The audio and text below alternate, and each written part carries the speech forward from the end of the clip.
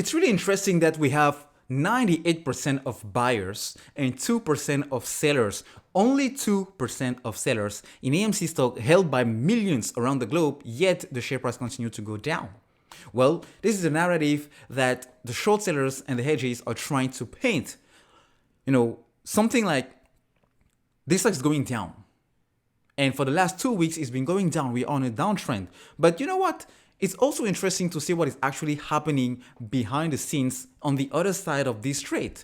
Institutions and the big suits are still buying. So my question to you is, guys, if this thing was really supposed to go down to $3 a share or to even 3 cents a share, why in the heck do we have JP Morgan buying at this point in September 230,000 shares of AMC?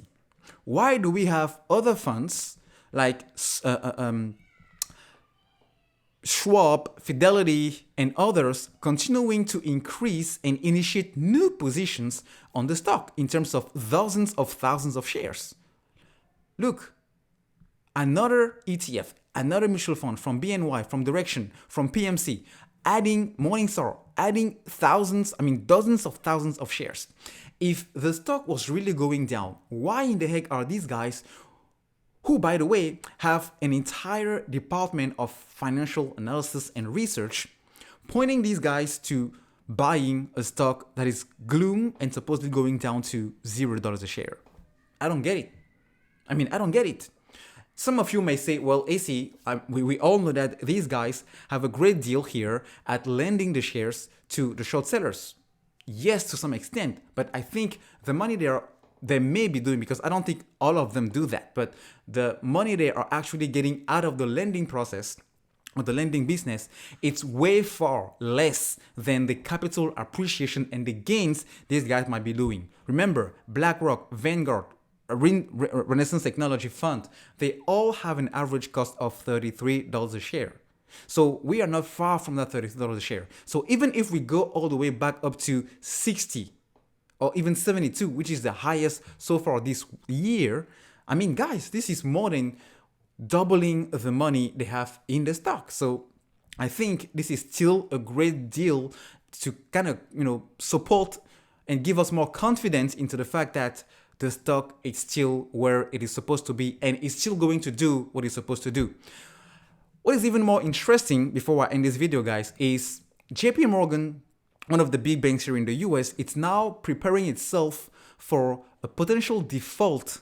And their CEO is saying that, well, this is something we've seen multiple times over and over the years. And every time it gets fixed, it's all political. And this is what I've been, also sharing with you on the last videos earlier this week and lately last week, because this has been going on every single year. Every single year we have Republicans and Democrats clashing about this whole debt ceiling thing.